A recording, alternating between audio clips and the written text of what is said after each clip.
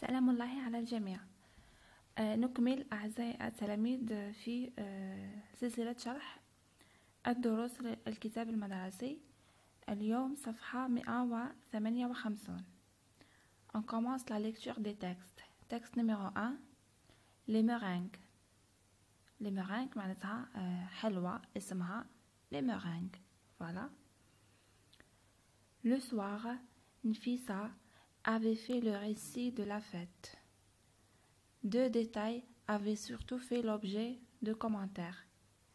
Jacqueline avait une marraine et Nfisa, une nouvelle fois, n'avait pas su expliquer devant la curiosité avide de Lalla Aïcha. Non pas une mère ni une tante. Elle en était sûre. Une nourrice? Non plus. Personne n'avait compris. Pas même si Othman. Et quand Lalla Aïcha l'avait interrogée, légèrement agressive, il avait dû aller prendre un dictionnaire pour chercher le mot.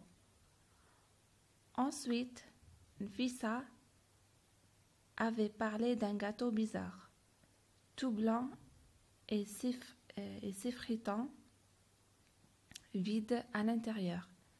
Elle avait prononcé le mot appris, meringue.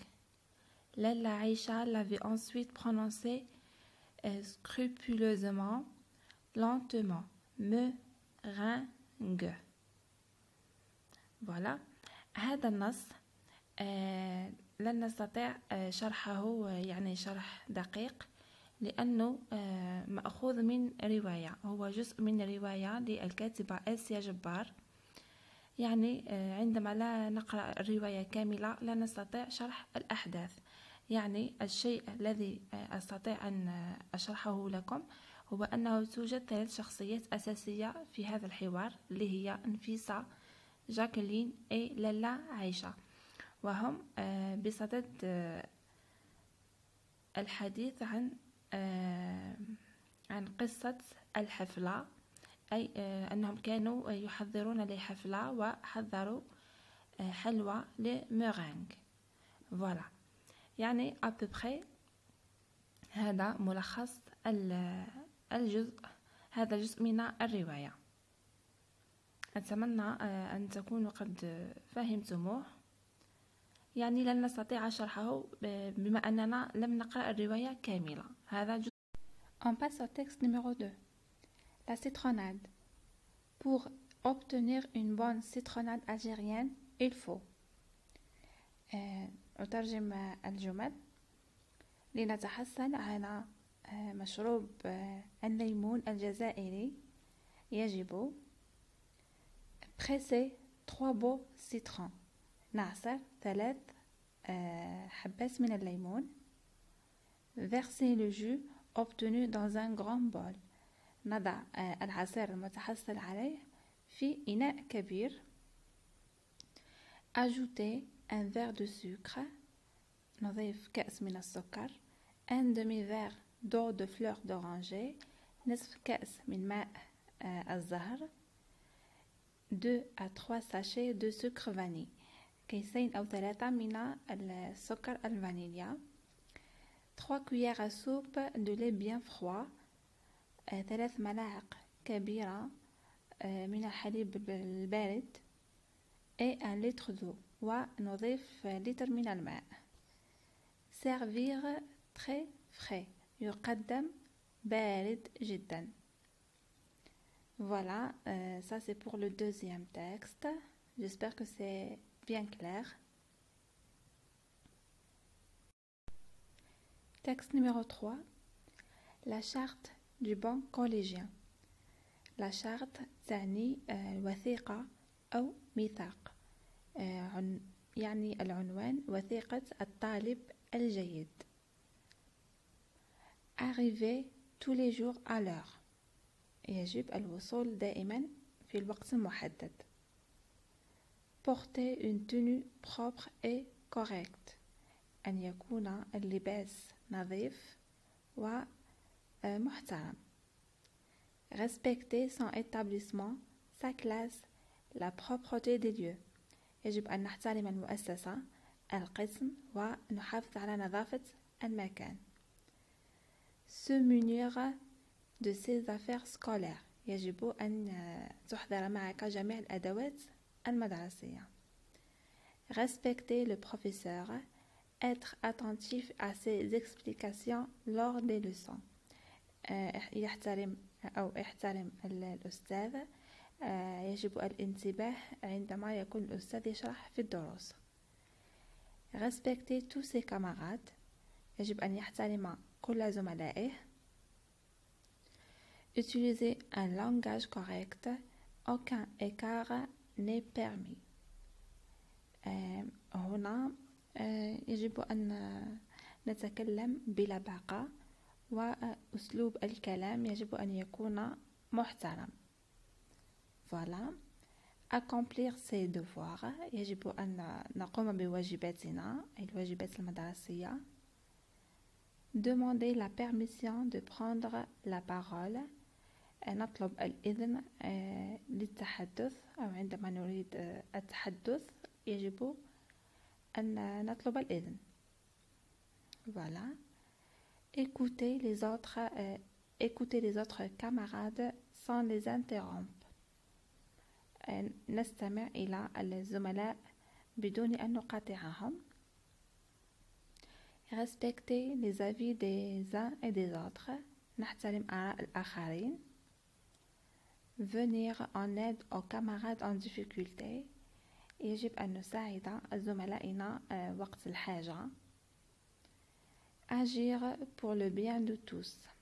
يجب أن نساهم أو أن نتصرف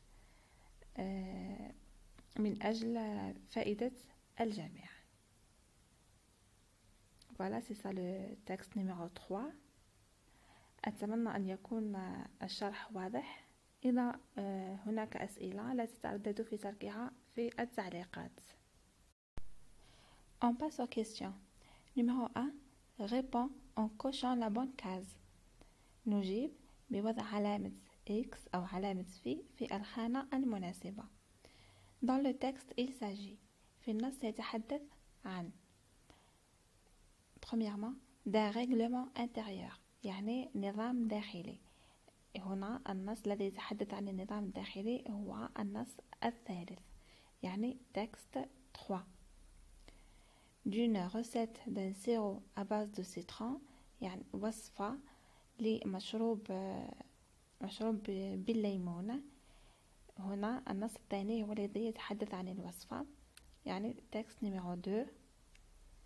Deux personnages d'un roman، يتحدث عن شخصيات لرواية. C'est le texte numéro 1.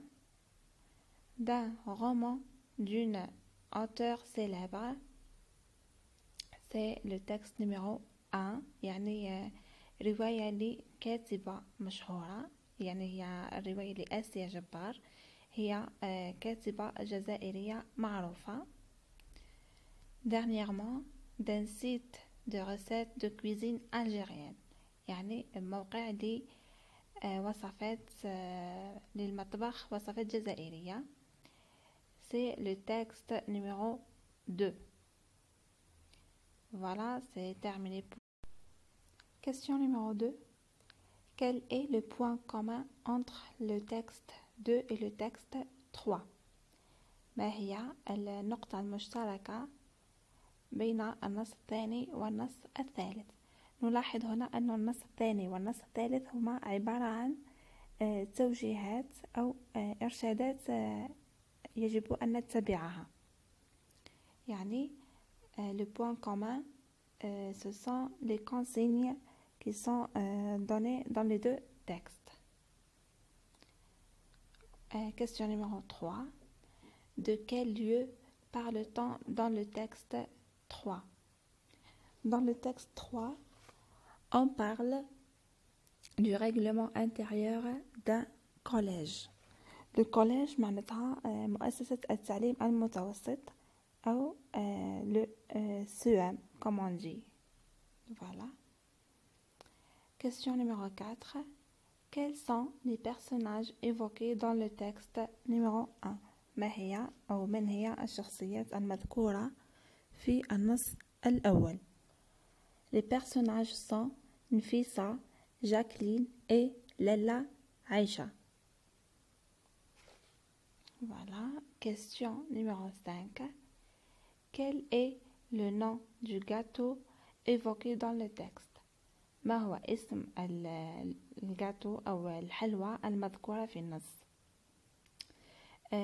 Le nom du gâteau évoqué dans le texte est une meringue.